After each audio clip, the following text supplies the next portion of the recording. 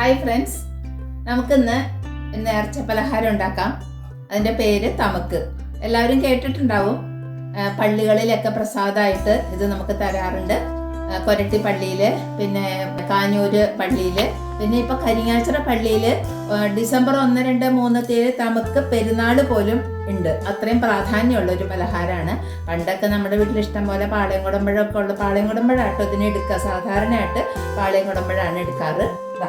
പാളയം കുടമ്പഴുണ്ട്.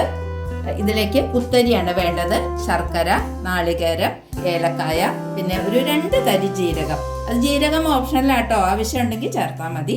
നല്ല വാസന ഉണ്ടാവും ചേർത്താൽ. അപ്പോൾ ഇത്രയാണ് ഇതിൽ വേണ്ടത്.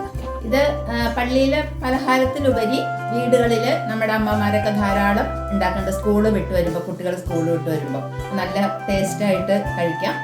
അപ്പം നമുക്കിതെങ്ങനെ ഉണ്ടാക്കണേന്ന് നോക്കാം. അതിനു മുമ്പ് എൻ്റെ ചാനൽ കാണാം, സബ്സ്ക്രൈബ് ചെയ്യാം കേട്ടോ. അപ്പം അരി നമുക്ക് വറുത്തെടുക്കാം. അതിന് മുമ്പ് തന്നെ നന്നായിട്ട് കഴുകി എടുത്ത് വെച്ചിട്ടുണ്ട്. ഒരു പതുക്കനൊരു നനവുണ്ടെങ്കിൽ ഇത് പൊരിയാൻ നല്ലതാട്ടോ. നല്ലോണം ഡ്രൈ ആവണ്ട, കുറച്ചൊരു തണവ് വേണം. കുറേശ്ശായിട്ട് നമുക്ക് വറുക്കാം. ഇതൊക്കെ 250 ഗ്രാം അരി എടുത്തിട്ടുണ്ട് കേട്ടോ. ഒരു ഗ്ലാസ് അരി എടുത്തിട്ടുണ്ട്. നല്ലോണം ഒന്ന് പൊരിഞ്ഞാലാണ് നമുക്ക് നല്ലോണം പൊടിഞ്ഞ് കിട്ടുള്ളൂ. നമ്മുടെ അരി പാകമായിട്ടുണ്ട്. അത് നമുക്ക് തണുക്കാൻ വയ്ക്കാം. അരി ചൂടാറുമ്പോഴേക്കും പഴം ഇങ്ങനെ വട്ടത്തിൽ അരിഞ്ഞു വെച്ചിട്ടുണ്ട്. ഇനി നമുക്ക് ശർക്കരയും നാളികേരവും കൂടി ഒന്ന് മിക്സ് ചെയ്യാം. മിക്സ് ചെയ്തിട്ട് നമുക്ക് അരി പൊടിച്ചെടുക്കാം. നാളികേരം ഇവിടെ കേട്ടോ, ഒരു പകുതി മുറി നാളികേരമുണ്ട്. ശർക്കര ഒരു 100 ഗ്രാം ഉണ്ട്. നമുക്ക് മധുരത്തിന് അനുസരിച്ച് എടുക്കാം കേട്ടോ, വേണമെങ്കിൽ ചേർക്കാം. ഇതൊന്ന് നമുക്ക് നന്നായിട്ട് മിക്സ് ചെയ്യാം കേട്ടോ.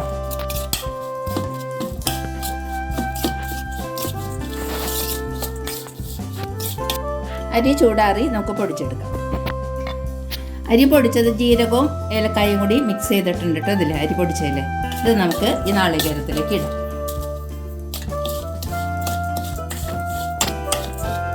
ഇതിലേക്ക് നമ്മുടെ പാളയക്കുടമ്പഴം അരിഞ്ഞു വെച്ചത് ഇടാം.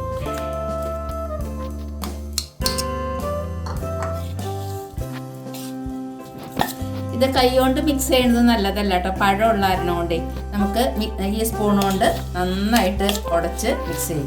എന്നുവെച്ചാൽ അത് വല്ലാണ്ട് ഉടയാനും പാടില്ല. അങ്ങനെ ഈ പഴം ഇങ്ങനെ കിടക്കുന്നത് കാണണം.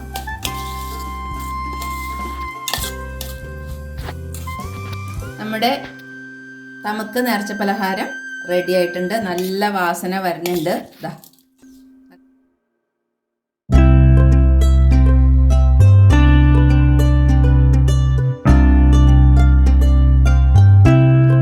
സിമ്പിളായിട്ടുള്ളൊരു പലഹാരമാണ്. കുട്ടികൾക്കിത് നന്നായിട്ട് ഇഷ്ടപ്പെടും. എല്ലാവരും ഇതൊന്ന് ഉണ്ടാക്കി നോക്കൂട്ടോ. അടുത്തൊരു വിഭവമായിട്ട് ഉടനെ എത്താം.